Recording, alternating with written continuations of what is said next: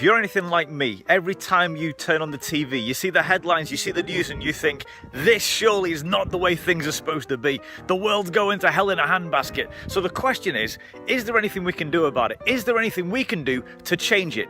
Here's a little thought exercise for you. Okay, stick with me on this. This is not going to take long, but I'm going to suggest that it's possible to fix everything in just 5 steps. And what if those 5 steps are all just based on a Bible verse? Now stay with me.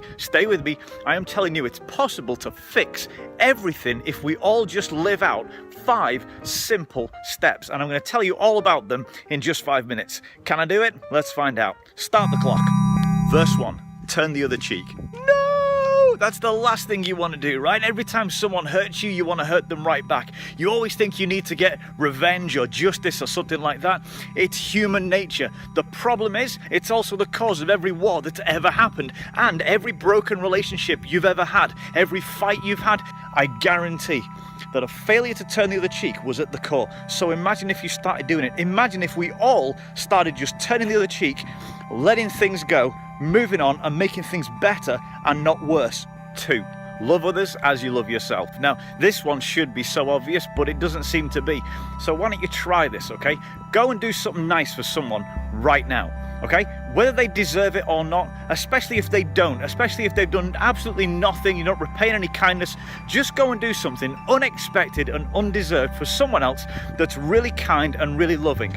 See how it affects them. See how it changes their world. And I guarantee when it changes their world, it'll change yours. When you see that you've put a smile on their face, it will put a smile on yours. Now, this kind of thing should be obvious, and yet we don't do it. Why? Before we get to that though, let's just consider what it would be like if everybody was really doing just these 2 things. If these 2 things were actually the reality in how we treated each other, imagine how different the world would be.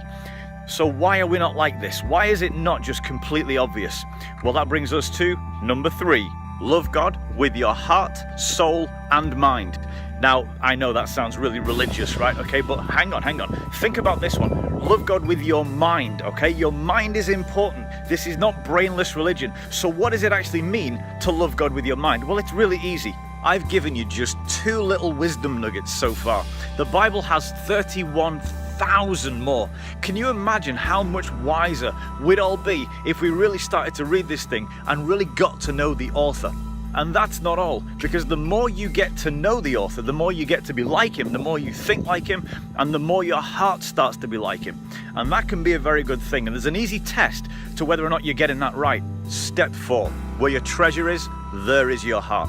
That thing that you're really hoping for right now, that you're saving up for or you're working hard towards, will it be mentioned at your funeral? Ooh. You see, at your funeral, no one's going to talk about your shoes or your nice house. They're not going to talk about what you had. They're going to talk about what you did. And they're going to try to find the things that were worthwhile. How easy are you going to make that on? Wherever you're putting your treasure, the best of yourself, that's where your heart is. Now, if your heart is all about you, then you're part of what's wrong with the world. Imagine if everybody's treasure was for other people, for things that matter, for things that were worthwhile, for things that would be mentioned at our funeral to say that we were a great person. It's an easy test for whether or not you're getting life right. Now, by now, this is all probably sounding really noble, but unrealistic and difficult. In fact, pretty much impossible for any normal person to do, right? It is, but good news. 5. By my Spirit, says the Lord. Here's the thing. I'm an idiot. I'm a loser. I'm flawed and imperfect, just like so many people in the world, just like all the people who wrote down the words in the Bible that I've been quoting to you. The church is full of broken, flawed hypocrites, and there's always room for one more. Newsflash, we will never be good enough to fulfill all these verses that I'm talking to you, but that's the point. God doesn't want you to be perfect. He just wants you to be willing. He wants to fix things through you, who you are, the way you are right now. You do not have to be perfect. You never will be. Accept that nobody else ever will be. It doesn't matter. God still wants to work through you, and if you let him, he will make all of these verses come true in you, in your daily life. This actually happens. This actually works. All you got to do is open your mind, open your heart, and say, yes, let's do it. And boom, there it is. 5 steps, 5 verses in 5 minutes. It sounds really simple, and yet now you realize this isn't simple at all. But that's okay, because I'm not going to leave you here. We're starting a brand new thing called Plus. It starts on the 18th of September.